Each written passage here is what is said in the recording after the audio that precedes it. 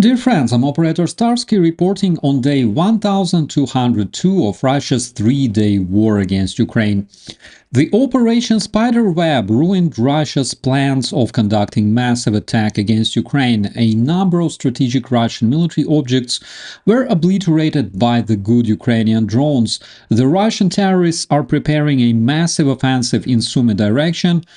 Will they have enough vehicles?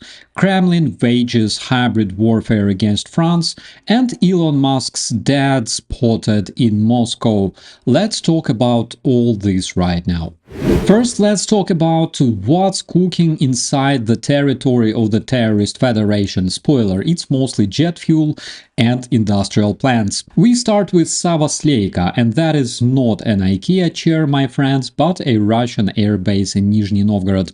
Actually, a base so deep in Russia that even bears need a visa to get there.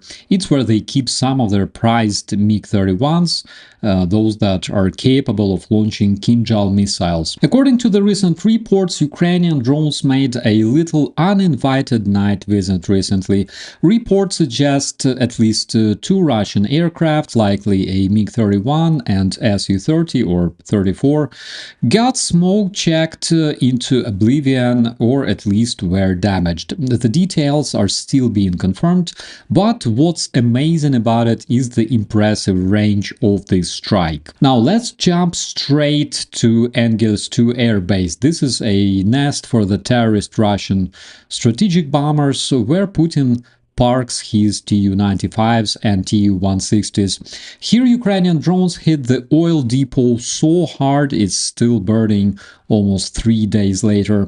And that's not just one fire. I'd say that it's an entire logistics line melting. Hopefully it will cause a lot of awkward silence in Kremlin.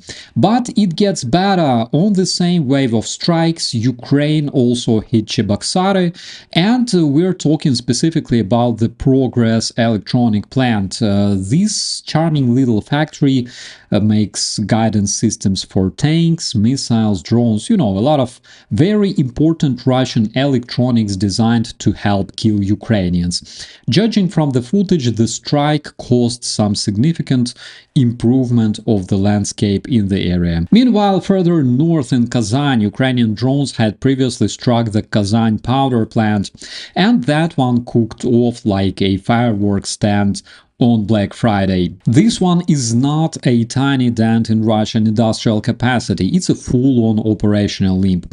We all understand that the ammunition production takes time to recover, especially when your factories look like overcooked marshmallows. Now, what does this all mean for the Russian terrorists? First, their hypersonic missile launch capability just got seriously clipped. You cannot fire Kinjals if the aircraft are on fire. I suggest that the General Staff of Ukraine simply decided not to wait until the new package of missiles for Patriot systems arrives to Ukraine and started dealing with the terror Russian aircraft on the ground. Second thing, without fuel, strategic bombers obviously don't do much, and we will talk specifically about bombers just a bit later. And third thing, electronics and guidance systems are not something you can easily replace with duct tape and Russian nationalism. Once factories stop, the production halts and the war machine slows down. Recent strikes inside the terror Russian territory confirmed that Ukraine's capacity of striking Russia's strategic enterprises is growing. Also add to that all the Russian oil refineries hit by the good Ukrainian drones over the past 2 years, and you will realize why the terrorist federation is free-falling towards its inevitable demise. Now let's talk about the Russian bombers. Apparently the terrorist federation has been preparing series of massive strikes on Ukrainian cities, and the Operation Spiderweb prevented massive civilian casualties. We're talking about the daring Ukrainian operation that turned approximately 1/3 of the Russian strategic air fleet incinerate into ashes in just a single day. Tonight, Russians made an impotent attempt to strike Rivne and Kiev using 479 drones and only 20 missiles. According to the Ukrainian Air Force, only a tiny fraction of that has made through the air defense, and obviously due to the operation conducted earlier on the Russian territory, massive casualties among Ukrainians were prevented. According to our intelligence, squadrons of Russian bombers were equipped with missiles and fueled and prepared for the strike, but luckily for everyone, Security Service of Ukraine didn't provide them clearance for takeoff. Therefore, the upcoming Russian strikes will still involve a lot of kamikaze drones, but much less cruise missiles. And from that, let's switch to the situation in Sumy, where numerous reports suggest that Russian invaders are concentrating impressive number of vehicles and personnel in the Sumy direction.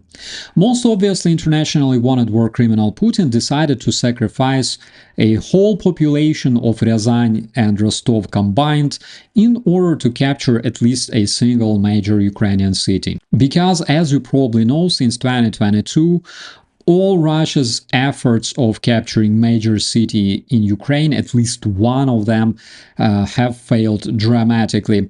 We're talking about the regional centers, and at this point, 22 of them are still under Ukraine's control, including the centers of those regions that Russia claimed as captured, like Zaporizhia and Kherson. Now, you would think that preparing for such a milestone operation as capturing a major Ukrainian city would require Russia to send in tanks, APCs, engineering equipment, maybe even some sense of strategy. But no, my friends, because on all those videos of Russian convoys, we can see that they primarily consist of artillery units, air defense units, and an ocean of personnel transport trucks. We can see no armored columns, no tank columns, no fancy modern assault packages. What we can see is just a lot of Russian degenerates sitting in trucks and looking like they're on their way to their very own funeral. Why do we see what we see? Well, according to the latest battlefield analysis, the Russian army has burned through nearly 80% of its armored vehicle stockpile. Think about it, my friends, 80%. The fact is that Russia's tank usage has hit an all-time post-2022 low, and it's not because they're saving the tanks, it's because they simply don't have enough tanks left to roll. So what's the plan, Rushka? Ride into battle on ATVs, Chinese golf carts, or maybe just ride donkeys and yell for Putin, because to me that's about where the math is pointing. And let's not forget the human cost, of course, because since you cannot blast through defenses without armor, you're sending waves of infantry who will have to cross open terrain under Ukrainian fire.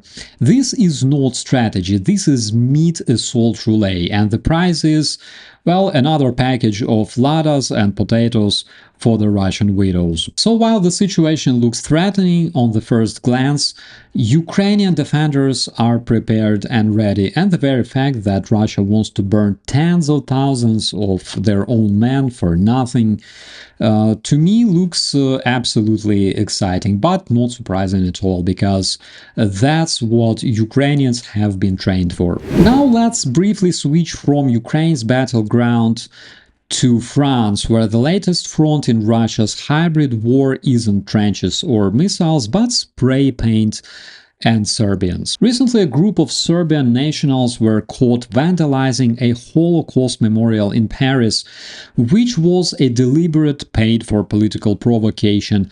And surprise, surprise, the paymasters behind the scenes, Russian operatives. Because when you're losing the real war, you will try to win the dirty one.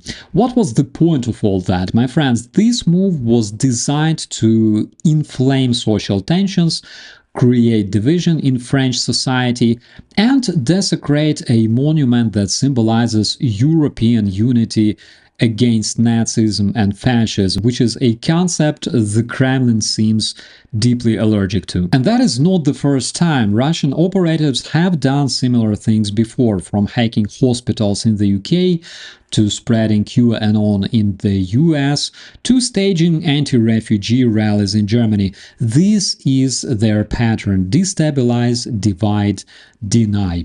Because a united West is Russia's worst nightmare. So what do? First we expose it, then we prosecute it, and finally we defend ourselves, but not just with tanks and drones, but with the truth, with unity, and with zero tolerance for the terror Russian filth.